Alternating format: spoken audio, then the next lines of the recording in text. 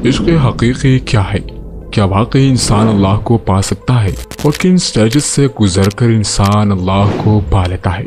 نفس کے 7 اقسام کیا ہے اور اس سے گزرنے والے کو کیا ملتا ہے؟ آج آپ اللہ کی ذات تک پہنچنے والے ایسے رازوں کو جاننے والے ہو جو آپ نہیں جانتے۔ یہ ویڈیو ان کے لیے جو اللہ کے متلاشی ہے۔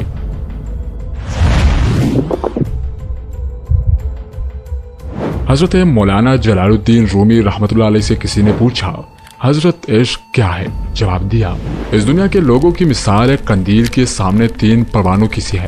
پہلا پروانہ قندیل کے قریب گیا اور اس کی گرمی محسوس کر کے واپس آیا اور کہا، مجھے معلوم ہے عشق کیا ہے۔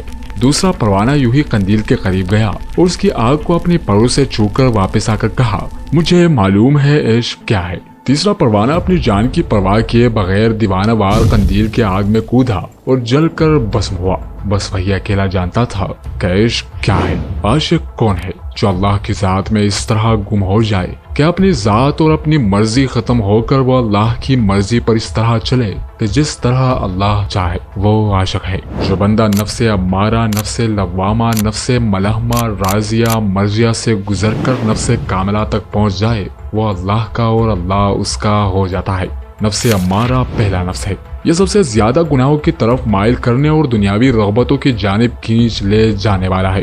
ریاضت اور مجاہدے سے اس کی برائی کے غلبے کو کم کر کے جب انسان نفس امارہ کے دائرے سے نکل آتا ہے تو نفس لوامہ کے مقام پر فائز ہو جاتا ہے۔ اس مقام پر دل میں نور پیدا ہو جاتا ہے جو باطنی طور پر ہدایت کا باعث بنتا ہے۔ نفس لوامہ وہ مقام ہے کہ اس کا حامل انسان جب کسی گناہ یا زیادتی کا ارتکاب کرتا ہے تو اس کا نفس اسے فوری طور پر سخت ملامت کرتا ہے۔ اسی وجہ سے اسے لوامہ یعنی سخت ملامت کرنے والا کہتے ہیں۔ اللہ نے قرآن مجید میں اس نفس کی قسم کھائی ہے، وَلَا أُقْسِمُ بِالنَّفْسِ اللَّوَّامَةِ۔ تیسرا نفس نفس ملہمہ ہے۔ جب بندہ ملہمہ کے مقام پر فائز ہو جاتا ہے تو اس کے داخلی نور کے فیض سے دل اور طبیعت میں نیکی اور تقوی پیدا ہو جاتی ہے۔ چوتھا نفس مطمئنہ ہے جو بری خصلتوں سے بالکل پاک اور صاف ہو جاتا ہے اور حالت سکون اور اطمینان میں آ جاتا ہے۔ یہ نفس بارگاہ رب العزت میں اس قدر محبوب ہے کہ حکم ہوتا ہے، اے نفس مطمئنہ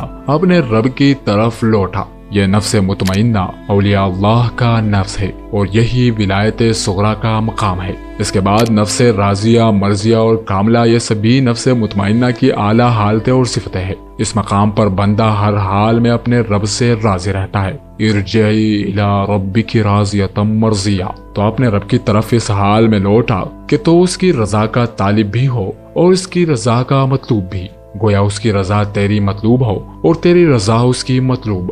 فَادْخُلِی فِی عِبَادِی، پس تو میرے کامل بندوں میں شامل ہو جا، وَادْخُلِی جنتی، اور میرے جنت قرب و دیدار میں داخل ہو جا۔ اب ایک حدیث بتانے والا ہوں جو سیدھا آپ کے دل پر لگے گا۔ اس حدیث میں 5 سٹیجز ہے اور اس حدیث کے مطابق اگر آپ ان 5 سٹیجز سے گزر جائیں گے تو آپ کو اللہ مل جائے گا۔ حدیث میں اللہ تعالیٰ فرماتا ہے، من طلبنی وجدنی، جو میری طلب کرتا ہے وہ مجھے پا لیتا ہے۔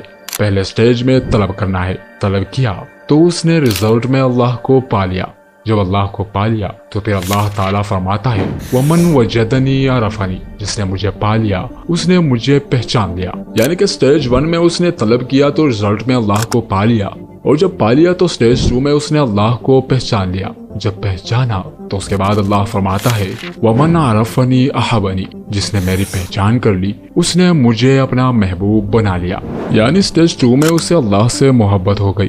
محبت ان سب کے بعد آتا ہے اور لوگ پہلے سے ہی اللہ سے محبت کے دعوے کرتے ہیں، اور جب محبت ہو جائے تو پھر اللہ فرماتا ہے، وَمَنْ أَحَبَنِي أَشَقَنِي، جس نے مجھے اپنا محبوب بنا لیا وہ مجھ پر عاشق ہو گیا۔ یعنی کہ سٹیج 3 میں اسے اللہ سے عشق ہو جائے گا اور بندہ عشق کے مقام پر پہنچ جائے گا، اور یہ وہ مقام ہے کہ جہاں پر انسان اللہ کی راہ میں خود کو فنا کر لیتا ہے، اس کی ذات کی ایگزسٹنس ختم ہو جاتی ہے۔ جب سٹیج 3 میں اس پر اللہ عشق کے معاملات کھول دے تو پھر وہ اللہ کی ذات میں گم ہو جائے گا۔ پھر یہ والا سٹیج ہوگا کہ میں تو بن گیا ہوں، تو میں بن گیا ہے، میں اگر تن ہوں تو تو میری جان ہے۔ اس کے بعد یہ کون کہہ سکتا ہے کہ کہ میں کوئی اور ہوں اور تو کوئی اور ہے، یہ وہی سٹیج ہے ومن احبنی یشقنی، کہ جس کو مجھ سے محبت ہو گئی تب اللہ اس پر اپنے رازوں کو کھولے گا، تو پھر عشق کے معاملات ہوں گے۔ پھر اس کے بعد اللہ تعالیٰ فرماتا ہے ومن عاشقنی فقتلہ، جو مجھ پر عاشق ہوتا ہے میں اسے قتل کر دیتا ہوں۔ یعنی کہ سٹیج 3 میں عشق ہو گیا، اس کے بعد سٹیج 4 میں اللہ رب العزت فرماتا ہے کہ میں اسے قتل کر دیتا ہوں۔ اب یہاں پر اس سے مطلب موت نہیں، بلکہ اس کی ذات اور اس کے نفس کے خواہشات سب ختم ہو کر اللہ کی تابعداری ہے۔ جس طرح حضرت محمد صلی اللہ علیہ وسلم فرماتے ہیں کہ مرنے سے پہلے مر جاؤ، تو انہوں نے نفس کی بات کی ہے۔ پھر اللہ اس کے بعد فرماتا ہے کہ جس کو میں قتل کر دیتا ہوں اس کی دیت مجھ پر لازم ہے اور اس کی دیت میں خود ہوں۔ یعنی جب اللہ سٹیج 4 میں اسے قتل کر دیتا ہے تو اللہ تعالیٰ فرماتا ہے کہ اس کی دیت مجھ پر لازم ہے، اور سٹیج 5 میں اس کی دیت میں خود ہوں۔ یعنی ان سب سٹیجز کے بعد اللہ اس کو مل جائے گا، جو کہ اللہ خود فرماتا ہے کہ اس کی دیت میں خود ہوں۔ اس میں ایک اور حدیث قدسی میں آپ کو بتانے جا رہا ہوں کہ اللہ فرماتا ہے اے ابن آدم، ایک تیری چاہت ہے اور ایک میری چاہت ہے، مگر ہوگا وہی جو میری چاہت ہے۔ اگر تو نے خود کو سپرد کر دیا اس کے جو میری چاہت ہے تو میں بخش دوں گا تجھ کو جو تیری چاہت ہے۔ اگر تو نے نافرمانی کی اس کی جو میری چاہت ہے تو میں تھکا دوں گا تجھ کو اس میں جو تیری چاہت ہے، مگر پھر بھی ہوگا وہی جو میری چاہت ہے۔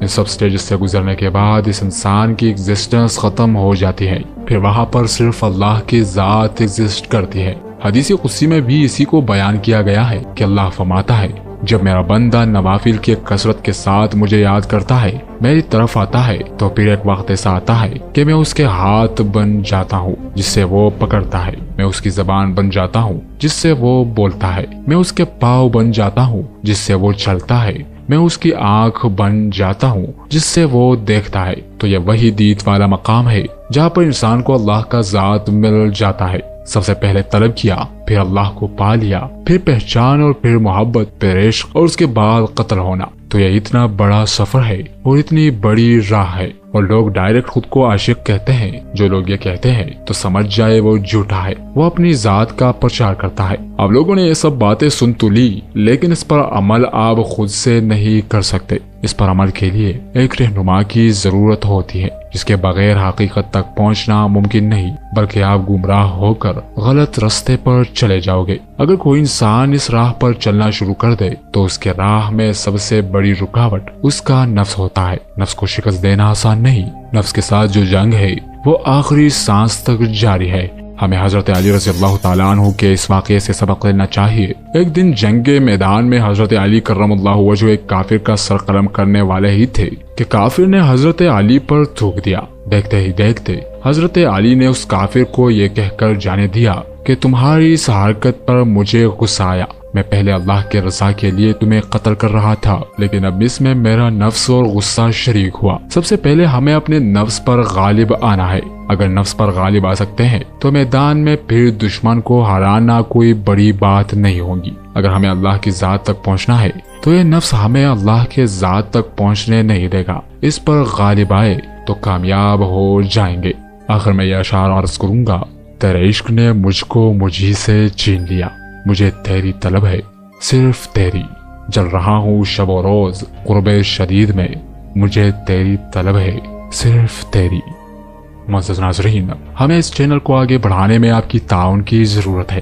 اگر آپ کو ہماری ویڈیوز پسند آتی ہیں تو ہماری ویڈیوز کو لائک اور شیئر کیا کریں، اور ہمارے اور اپنے چینل داستان قرآن کو ضرور سبسکرائب کریں تاکہ ہم اور آپ مل کر اپنے دین اسلام کے پیغام کو ساری دنیا تک پہنچا سکے۔ اللہ تعالیٰ سے دعا ہے کہ ہمیں اپنی فرما برداری اور شکر گزاری کی زندگی گزارنے کی توفیق عطا فرمائے۔